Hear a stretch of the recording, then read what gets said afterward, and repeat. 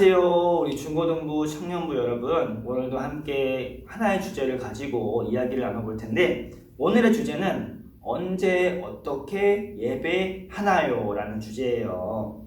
자, 지난해 이제 코로나19의 문제가 생기면서 교회의 예배가 마비가 되는 그런 일이 일어나게 되었죠.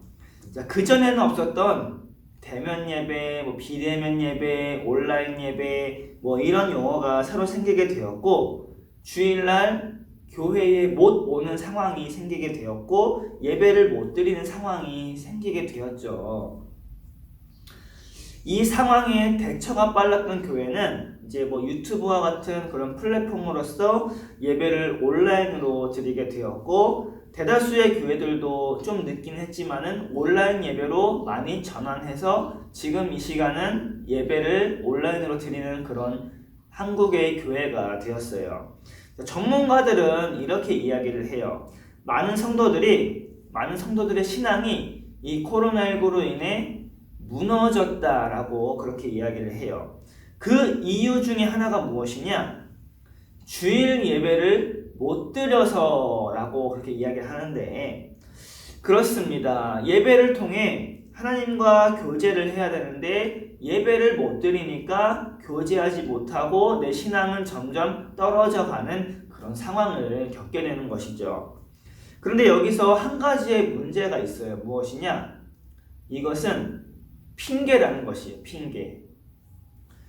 예배가 있으면 이제 하나님과 교제하고 예배하고, 또 예배가 없으면 하나님과 교제를 할 수 없는 것일까요? 자, 그렇게 생각한다면 그동안 우리의 신앙은 한참 잘못된 신앙이다라고 그렇게 말할 수 있습니다. 자, 예배라는 것은 물론 정해진 형식이 있죠. 어떻게 예배를 드려야 된다 형식이 있는데, 물론 그것이 정답이라고는 할 수 없어요.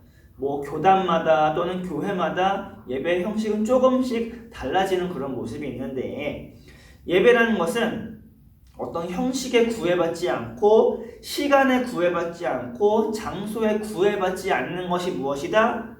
예배예요.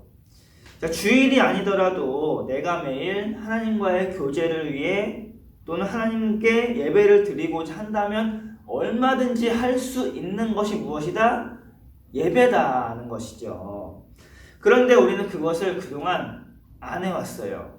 주일날만 예배를 드리고 그 외의 시간들을 예배 없이 살다 보니까 한 번 예배를 못 드림을 통해 가지고 그것으로 인해 신앙이 무너지게 되는 그런 결과를 낳게 된 것인데, 만약에 우리가 매일매일 꾸준하게 예배하는 생활을 했다고 한다면 지금 이 코로나 상황이 왔다 하더라도 우리의 신앙은 무너지지 않고 견고히 똑같이 나아갈 수 있었을 것이에요.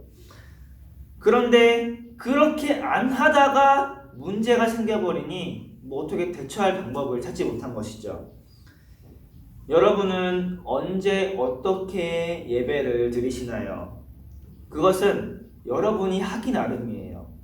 내가 시간을 내서 내가 할 수 있는 그때에 어디에서나 나는 예배할 수 있다는 것을 여러분은 알아야 돼요.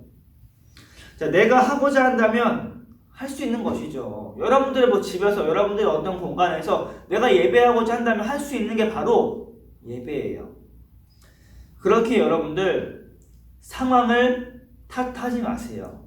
그리고 주변을 탓하지 마세요. 내 주변이 날 예배를 못 드리게 한다? 탓하지 마세요. 내가 하지 않는 거예요, 그거는. 나와 하나님과의 관계에 나 스스로가 집중할 수 있으면 되는 것이에요.